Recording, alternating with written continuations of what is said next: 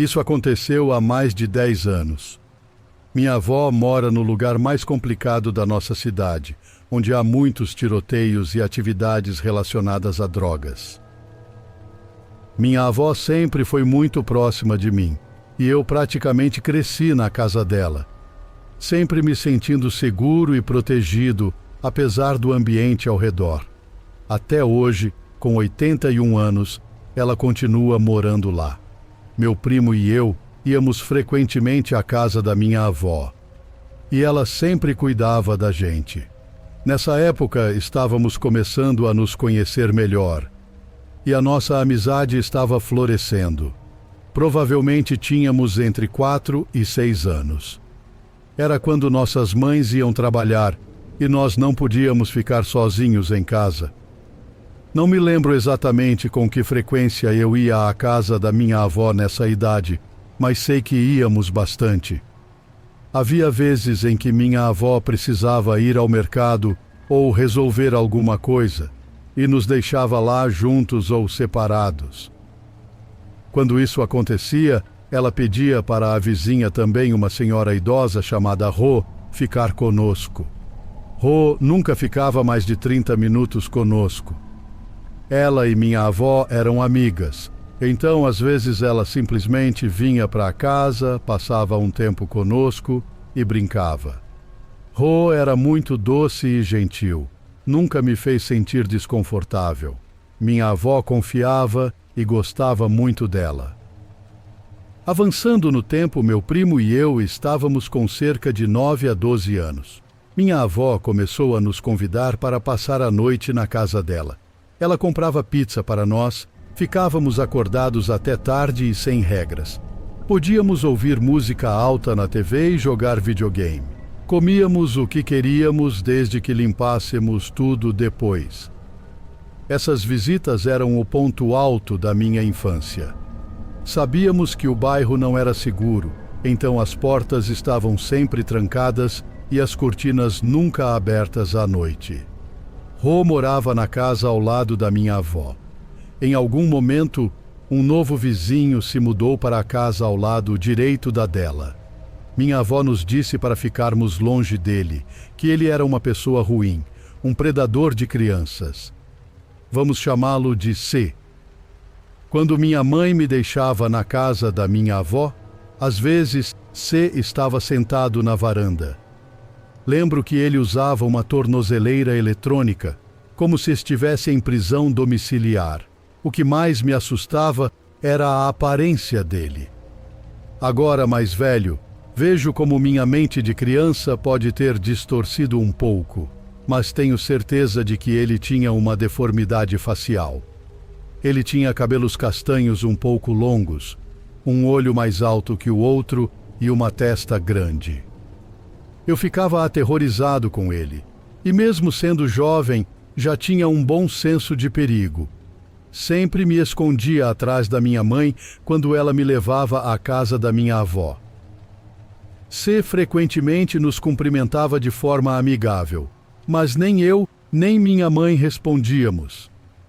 Minha avó o ignorava completamente, e meu primo e eu fazíamos o mesmo.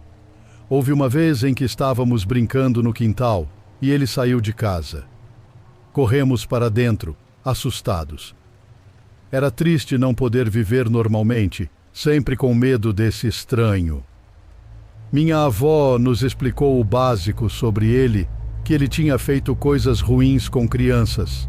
Com o tempo, descobrimos que Rô se tornou próxima de C. Ela era muito religiosa e começou a levá-lo para a igreja. Não sei como ou por que começaram a sair juntos. Rô tinha pelo menos 65 anos e C estava nos 40, o que era estranho dadas as circunstâncias.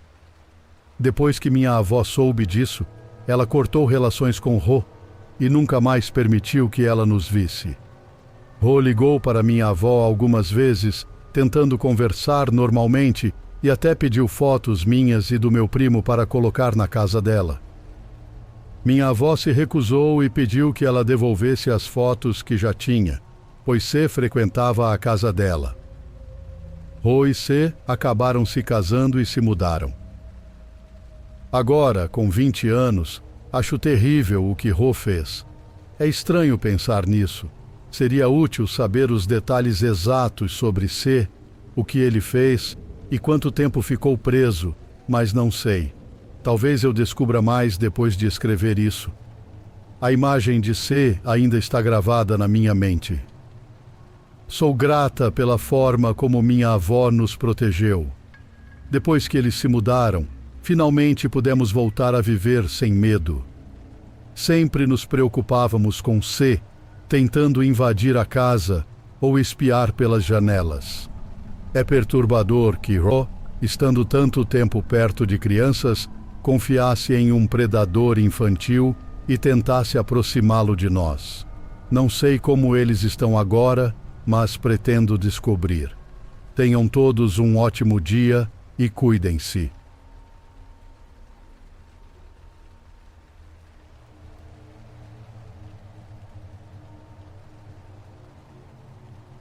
Isso aconteceu há algum tempo, quando eu tinha 17 anos.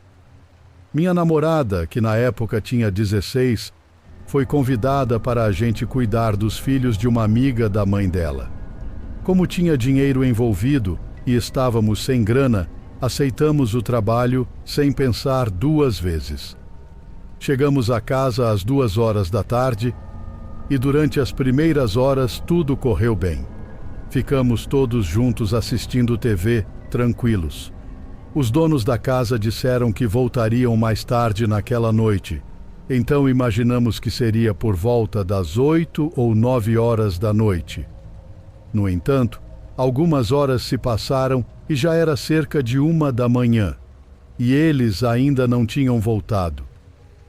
Minha namorada mandou uma mensagem perguntando que horas eles chegariam, mas não obtivemos resposta. Pensamos que talvez estivessem bebendo e esperávamos que voltassem logo. Antes de aceitarmos cuidar das crianças, os donos da casa nos avisaram que estávamos num bairro com alta criminalidade e nos aconselharam a manter as portas sempre trancadas. Já era tarde e, considerando que a área não era das melhores, começamos a ficar agitados com a demora deles. Por volta da 1 da manhã, ouvi um barulho do lado de fora. Perguntei à minha namorada, que estava no celular, se ela tinha ouvido, mas ela disse que não, que eu estava imaginando coisas. Ignorei. Uns 10 minutos depois, fui surpreendido por estilhaços de vidro.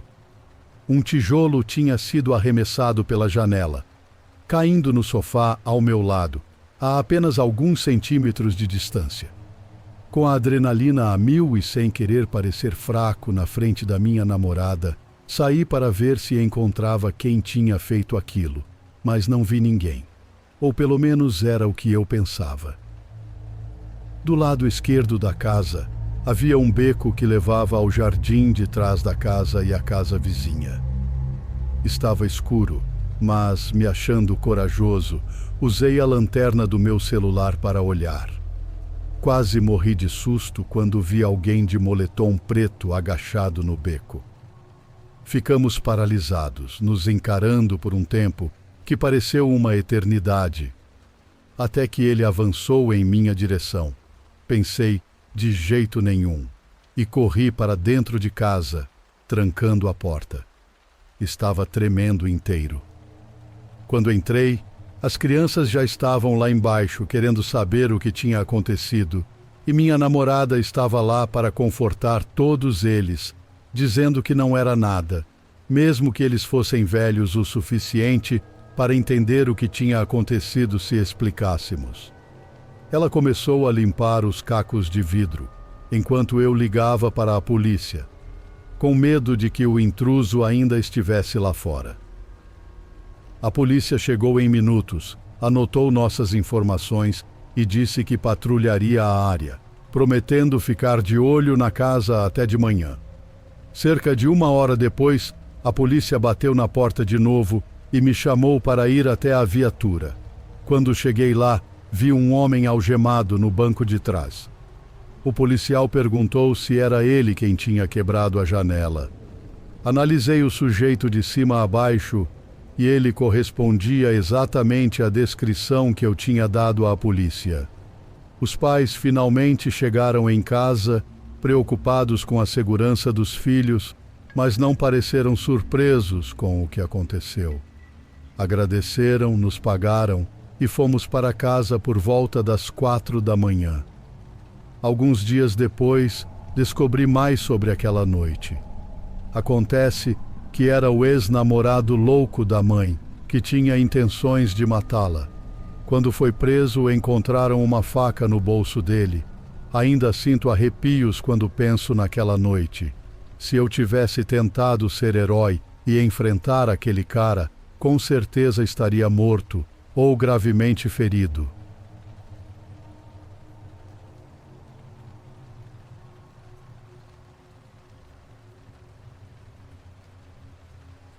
Cresci em uma pequena cidade no Rio de Janeiro, onde todo mundo conhecia todo mundo. Como exemplo, lembro de uns amigos que foram viajar e enviaram um cartão postal endereçado a fulano atrás do lixão da cidade, e ele realmente foi entregue. Hoje sou uma avó de 54 anos, mas isso aconteceu em 1982, quando eu tinha 13 anos. É uma memória que acho que nunca vou esquecer. Naquela época, eu tinha alguns trabalhos fixos de babá. 2 vezes por semana, cuidava de 2 filhos de uma mulher que tinha sido minha babá. Em outros 2 dias, cuidava da neta de amigos da família. E nas noites de sexta e sábado, cuidava do filho recém-nascido de amigos dos meus pais. Num certo fim de semana, a mãe da criança me pediu se eu gostaria de ganhar 1 cruzeiro por hora para fazer um pouco de trabalho doméstico.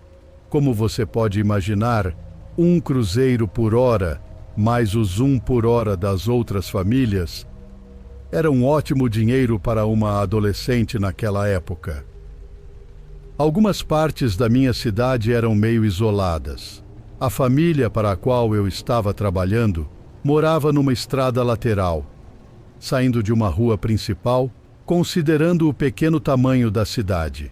A casa ficava no fim de uma ladeira tão íngreme que você não conseguia ver a estrada da casa, nem a casa da estrada, a não ser que estivesse quase na metade do caminho da ladeira.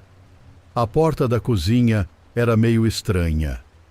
Mesmo trancada, bastava girar a maçaneta até o final, em qualquer direção, e dar um empurrãozinho com o quadril que ela abria. Assisti a alguns filmes, verifiquei o bebê e fui me deitar no quarto de hóspedes por volta das 11h30 da noite. Estava quase pegando no sono quando ouvi movimentos na sala de estar, como se alguém estivesse mexendo nas coisas da estante, da mesa de centro e das mesinhas laterais. Então, ouvi um baque e um suspiro abafado. Fiquei tão assustada que nem conseguia me mexer. A casa era organizada de modo que, ao entrar no corredor, vindo da sala de estar, o quarto dos pais era a primeira porta à esquerda. O quarto do bebê ficava do outro lado do corredor e o quarto de hóspedes, ao lado do quarto do bebê. Ouvi passos no corredor e fiquei respirando sem tentar respirar, se é que isso faz sentido. Só conseguia pensar no que faria se alguém entrasse no quarto do bebê. De repente, ouvi murmúrios seguidos de passos se afastando. Tenho certeza absoluta, e nunca vou pensar diferente, que alguém estava na casa naquela noite.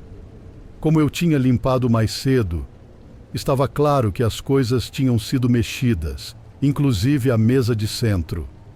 Provavelmente foi o baque que ouvi, alguém batendo nela. Liguei para os pais, que chamaram a polícia. Eles chegaram quase ao mesmo tempo. A polícia olhou ao redor, mas não achou nada suspeito e até sugeriu que talvez eu tivesse adormecido e sonhado tudo aquilo. Não, alguém definitivamente esteve lá dentro comigo. Foi o maior susto da minha vida.